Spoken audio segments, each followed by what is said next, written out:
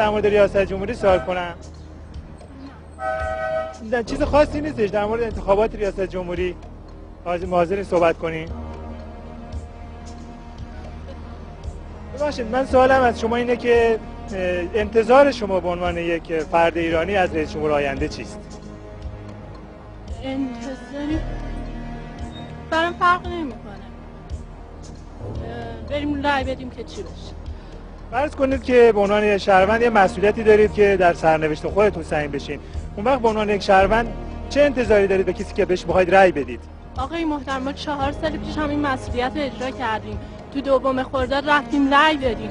ولی خب چیزی تغییر نکرد. چی از ما عوض شد؟ وضعیت جامعهمون، وضعیت اقتصادی نابسامانمون، وضعیت جوونامون هیچ چیز عوض نشد. خود من یه جوونم، کامپیوتر میخونم، دانشجوی کامپیوترم، ولی میدونم هیچ آینده‌ای ندارم. هیچ چیز تو زندگی من تغییر نمیکنه. جامعه من گرفتار بانبازی و پارتی بازیشه. جامعه من بیمار روابط و ضوابطشه. من نمیتونم کاری بکنم. چقدر امثال من لیسانس بیکار توی خیابونا ریخته. چقدر مثل من هستم.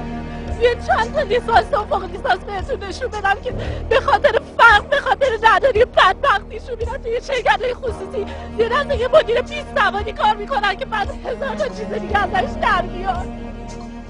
میدونید چقدر جوون مثل من ریخته اینجا.